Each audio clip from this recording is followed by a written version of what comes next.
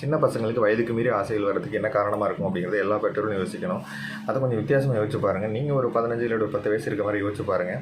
உங்கள் கையில் வந்து ஒரு சினிமா இருக்குது, மொபைல் சமூக தளங்கள்லாம் இருக்குது. அப்போ நீங்கள் சினிமா பார்க்கும்போது ஒரு ஹீரோ வந்து ஒரு ட்ரிங்க்ஸ் யூஸ் பண்ணுறாரு, இல்லை ஸ்மோக் பண்ணுறாரு. அப்போ அந்த ஹீரோவுக்கு வந்து ஏதோ ஒரு உடம்புல பாதிப்பு வருது அந்த ட்ரிங்க்ஸ் ஸ்மோக்குனால, இல்லை அதனால் ஒரு ஃபேமிலியில் பிரச்சனை வருது, இல்லை வருமானம் பாதிக்குது, கடன் படுறாரு, எல்லாத்தையும் வித்துடுறாரு, ட்ரிங்க்ஸ் அடித்து அடிக்ட் ஆகி வித்துடுறாரு. அப்படிங்கிற மாதிரியான காட்சிகள் நிறைய காட்சிகள் காட்டிக்கிட்டே இருந்தாங்கன்னா நமக்கு என்ன தோணும்? ஆகா இது தப்புடா அப்படிங்கிற மாதிரி தோணும். ஸ்மோக்கு வந்து என்ன தான் தூக்கி போட்டு பிடிச்சாலும் நமக்கு ஏதோ ஒரு உடம்புல பாதிப்பு வருது அப்படின்னா கண்டிப்பாக அது தப்புடான்னு தோணும். அப்படியே அன்றைக்கி சினிமாக்களை காட்டுறாங்க. என்ன பண்ணுறாங்க? அப்படி தூக்கி போட்டு பிடிச்சி கெத்து காட்டுறது, ஹீரோயிசம் காட்டுறது, வில்லன் அடிக்கிற மாதிரி காட்டுறது, அதேமாதிரி பார்த்திங்கன்னா ட்ரிங்க்ஸ் யூஸ் பண்ணிட்டு ரொம்ப சந்தோஷமாக இருக்க மாதிரி காட்டுறது, ஒரு சந்தோஷத்துக்கு தான் நான் ட்ரிங்க்ஸ் குடிக்கிறேன் அப்படிங்கிற மாதிரி காட்டுறது, எல்லா சோகத்துக்கும் ட்ரிங்க்ஸ் குடிக்கிற மாதிரி காட்டுறது, மனைவியோட அந்த ட்ரிங்க்ஸ் யூஸ் பண்ண மாதிரி காட்டுறது, நிறைய ஹீரோயின்ஸு ட்ரிங்க்ஸ் யூஸ் பண்ணிட்டு ரொம்ப கலட்டாக பண்ணுற மாதிரி காட்டுறது, நகைச்சுவையை காட்டுறது. இப்படியெல்லாம் காட்டினா நீங்கள் ஒரு 15 வயசாக இருக்க டயத்தில் இது என்ன தோணும்? ட்ரிங்க்ஸ் வந்து எப்படிங்கிற ஐடியா உங்கள் மனசில் தோணும் மட்டும் யோசிச்சு பாருங்கள். இந்த மாதிரியான விஷயங்களை நீங்கள் குழந்தைகள் காட்டுறதுனா அவங்க மனசில் என்ன தோணுன்னு யோசிச்சு பாருங்கள். நம்ம அசால்ட்டாக நினைக்கிறோம் இந்த மாதிரியான விஷயங்கள், ஆனால் அவங்க மனசில் ஆள் மனசில் பயங்கரமாக பதிவாகும். நிறைய அதேமாதிரி வன்முறை காட்சிகளும் அப்படி தான். நிறைய என்ன தான் வெட்டு குத்துனாலும் சரி, ஹீரோ வந்து கடைசியில் எந்த பாதிப்பும் வராது அவருக்கு.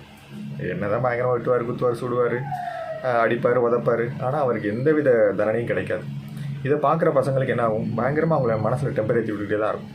அதே மாதிரி உருவை கேலி பண்ணுறத நகைச்சுவையாக காட்டுற மாதிரியான விஷயங்கள், பைக் வீலிங் பண்ணுறதெல்லாம் ஒரு ஹீரோயிசமாக காட்டுற மாதிரியான காட்சிகள், இப்படி நிறைய காட்சியில் நீங்கள் கொஞ்சம் டிஃப்ரெண்ட்டாக யோசிச்சு பாருங்கள்.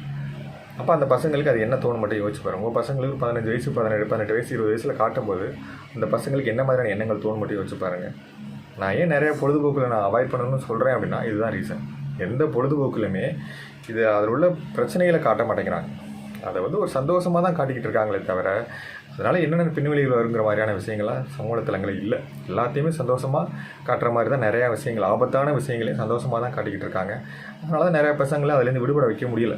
என்ன தான் நம்ம அட்வைஸ் பண்ணாலும் அவங்களுக்கு அந்த பொழுதுபோக்கு பிடிச்சிருச்சு, அது நல்லா என்ஜாய்மெண்ட்டாக பிடிச்சிருது. நீங்களாம் மொபைலில் வந்து ரீல்ஸ் பார்த்து பழகின பசங்கள்டேருந்து மொபைல் வாங்கவே முடியல. அதற்காக சில குற்றச்செயல்களோடு ஈடுபடுறாங்க. இதுக்கெல்லாம் காரணம் நிறைய பொழுதுபோக்கு நம்பிக்கிட்டு இருக்க சில விஷயங்கள் தான். இதெல்லாம் பொழுதுபோக்கு கிடையாது. தயவு செஞ்சு நல்லா உணர்ந்துக்குங்க. இதெல்லாம் உங்கள் குழந்தைகளோட மனசை மாற்றக்கூடிய விஷயங்கள். தயவு செஞ்சு இதெல்லாம் நீங்கள் பொழுதுபோக்கு நினைக்காதீங்க. உண்மையான பொழுதுபோக்கு அப்படின்னா உங்கள் குழந்தைகளோட எதிர்காலத்தை சிந்திக்க வைக்கணும். நிறையா வந்து நிறைய கலைகளை கற்றுக்கிறது, விளையாட்டுகளை கற்றுக்கிறது, நிறையா டிஎன்பிஎஸ்சி, யூபிஎஸ்சி எக்ஸாம் நிறையா ப்ரிப்பேர் பண்ணுறது, நிறையா பொது விஷயங்களை தெரிஞ்சுக்கிறது, இதெல்லாம் தான் உண்மையான பொழுதுபோக்கு. இதுதான் வந்து உங்கள் வாழ்க்கைக்கும் உதவும், எதிர்காலத்துக்கும் உதவும். நீங்கள் பொழுதுபோக்குன்னு நம்பிட்டு இருக்க விஷயங்களை ரொம்ப இதெல்லாம் என்ன பண்ணிட போகுது அப்படின்னு நினச்சி நீங்கள் குழந்தைகள்கிட்ட கொடுத்தீங்கன்னா அது குழந்தைங்களுக்கு தான் மிகப்பெரிய ஒரு ஆபத்தாக முடியும்.